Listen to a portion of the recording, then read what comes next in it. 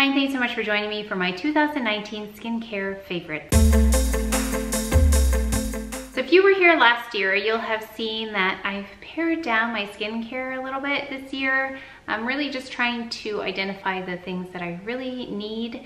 Let's go ahead and just start with cleanser. This year I made a change in my cleanser because I was using the Herborian solid oil, which I love, but I wasn't using a like a washcloth with it, a fabric with it.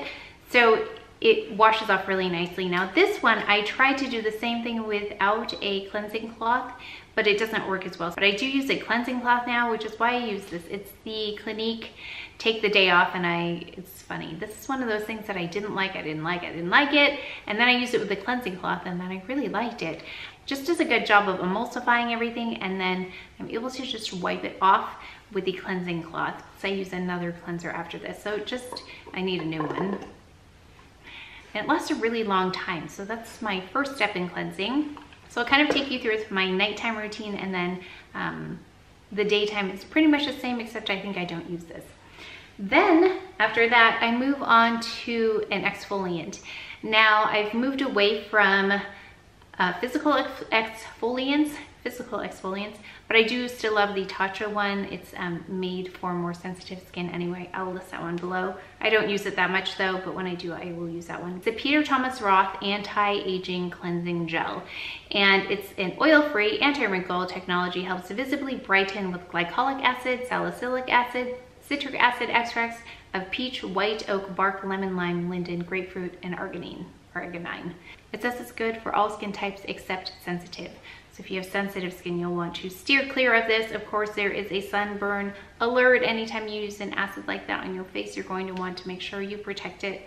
And I do use SPF every day. So I actually don't just rinse with this. So I go in with a cleansing balm. I use a cleansing cloth, and then I apply this and I kind of massage it into my skin for about a minute, because I feel like I get more exfoliating the longer it's on. Don't leave it on too long, but I feel like instead of just rinsing it right away, all of the active ingredients are in here. So yeah, it works really well. After that, I will go in and tone. So this is my toner that's been here for a few years now. I think it's the Lancome Tonique Comfort, and it's a rehydrating, comforting toner with acacia honey. Great for dry skin. So it balances everything out. I do use it with my Shiseido cotton squares, rectangles, these. I did try the Cle De Peau ones. Those are very nice, but I feel like these are still softer than those. The Cle De Peau have like a silk outer coating on them, but I feel like this is still softer on my skin. So I've had a chance to go through a whole box of the Cle De Peaus. They're nice, they're very luxurious, but I still prefer the Shiseido. After that, I go in with the SK2 facial treatment. I don't put it on a swab or anything because I feel like I want to make the most of this. So I just take some on my hand like this and I pat it into my skin like this. So I don't waste any of it in a cotton swab, because this one is, you know, up there in price. Oh, I forgot to mention, sorry. When it comes to really heavy duty eye makeup, especially if I'm doing something like this, like a video, I do like this eye makeup remover. It's Cle De Peau. It's the eye and lip makeup remover. So it's got kind of like a biphase. You can see 2 layers in there, and it removes really nicely. It says shake well onto cotton and hold in place over makeup, and then you wipe off gently, and it pretty much just slides off. So that's a really good one. After the SK2, I do go in with the brightening serum by Cle De Peau. It's the concentrated brightening serum. Now, I recently purchased another brand in brightening. It was like a brightening toner, and I did it on half my face. I need to do this a little bit more scientifically, but I just used that on half my face, and this is the side of my face I kept using this, and there was a marked difference between the side where I was using this and the side where I wasn't. So I went back and I started using this on all of my face. So this really does make a difference in terms of my skin tone and evening it out and keeping those darker areas not as dark. So I was trying to see if I could substitute something else for this, because this is one of the more expensive of the items that I'm using. And so yeah, I wanted to see if there was like a substitute that wasn't as expensive because I noticed, I think it was niacinamide that was working well on my face, which is coming in a product I'm going to talk about in a second. And the toner had that in there, but it didn't really make the same impact as that. Then I go in with this, and this is new to me this year. A lot of you have asked, what have you been using on your skin to brighten your spots? And I read about this. I don't remember where I read. I think I was researching, trying to see like what out there really works. And this kept popping up. It is the Simple Beauty Skin Brightening Spot Corrector. And I just apply this on the areas in the morning and the evening. And it's paraben-free, mineral oil-free, petroleum-free. Oh, it's got niacinamide. I think that's why I went to this. But so far, it's done the best job of any spot removing type thing that I've tried. They are based in, I think, Utah. I asked where they were made because I was trying to find out as much about this product as I could. And it's just like this white-ish. And I just, again, put it on my spots. There it is. So I will continue to update you on my progress. But so far, my skin's looking more even than normal, so that's good. I forgot to mention though, I do use one prescription item on my skin, which is Retin-A, because I went to dermatologist and I asked, oh, I went about something else, some like mole or something. And then they said, what else can we help you with? And I said, yeah, can you help me with these dark areas? Because I don't know what else to do.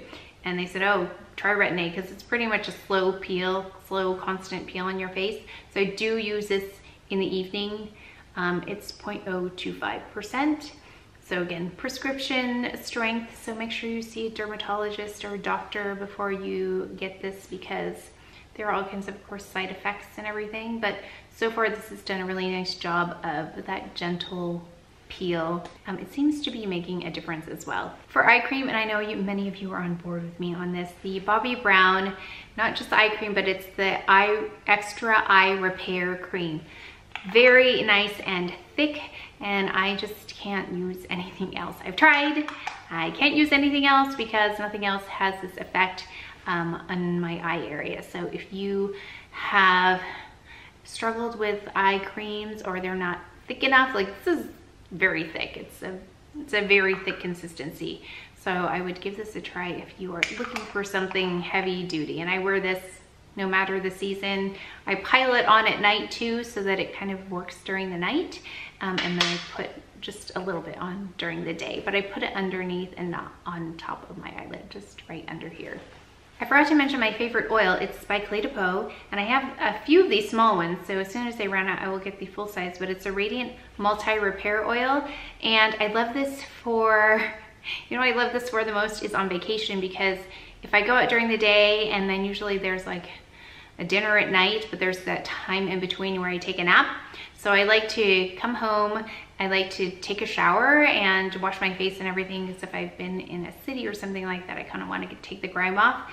And then I don't do my full skincare. I wash my face though, and then I put this on, and it kind of just sits on my skin and works on it between then and dinner. And then I'm ready to put makeup on top, because if it's evening, I don't need sunscreen anymore. So then I just will apply makeup on top of this.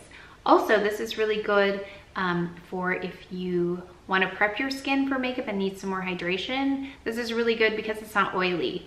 I know it says oil, but it doesn't have that like residue that oil has. It absorbs really nicely into the skin. So I'm not a huge face oil fan, but this one is, I love this one.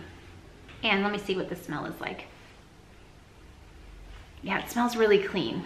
It smells like their body lotion, if you've tried that, really nice. And then for moisturizers, I'm still using these Philosophy products. We've got the Ultimate Miracle Worker Day, SPF 30, and then we have the Ultimate Miracle Worker Night as well, which I apply in the evening, of course. So I will usually buy these together. There's usually a deal. I found on QVC there was a deal that had a bunch of other stuff, a bunch of other items in there. I love their lip balm as well. That's a very nice lip balm. But yeah, you can usually find that on some kind of discount. So I'll wait for like 30% off or 20% off.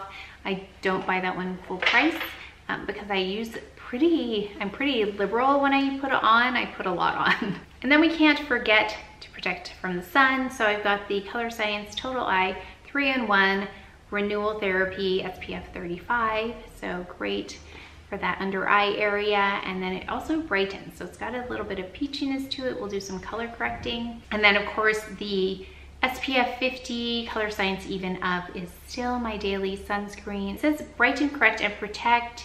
It says lightly tinted and clinically treated to diminish the appearance of discoloration and immediately blur stubborn brown spots. That's me, while protecting against sun damage with SPF 50. So that's why I do this one every day, because I know there are a lot of other sunscreens that don't have any color to them and are less visible, but they don't diminish the appearance of spots like what I need. So that is why I still use that one, and I'm very happy with that one and continue to purchase that over and over. And finally, my hand cream. I mean, there are countless amounts of these that I've gone through. It's the Lanolin Hands Rose Hand Cream Intense, and I love this. I'm always looking for it. My hands get so dry. They're so parched. I wash them so much, and this is the only thing that really works on them without leaving an oily film. Again, I don't like that residue that's left on there that you leave on everything else that you touch. This doesn't do that, and the smell is nice. It's not too floral. Yeah, it's not too fragrant, so if you don't like fragrance, that's not an issue, because I don't like fragrance. There's a slight one with this one. It's just not intense in terms of the fragrance, but the hand cream itself is intense, but just not the fragrance. So if you were looking for a hand cream, I've told so many people about this, and then they continue to purchase it over and over again too. So if you haven't yet tried it, give it a try, because I don't think you'll be sorry you picked it up. And that is it for my skincare favorites. I'd love to know what your thoughts are on skincare. I actually purchased a few more things to try out that I've started to integrate. So I'll let you know how it goes. I'm still testing it out. It's really hard for me to test out skincare though, because when I'm happy with it, I don't want to mess it up too much, but I do want to try other things. If you have some other skincare favorites that you think I should know about, I would love to know what they are. So please leave in the comments below what you've been loving, because I would love to try some new things. But if you enjoyed this video, if you learned something, please give it a thumbs up, subscribe, and I'll see you next time. Thanks.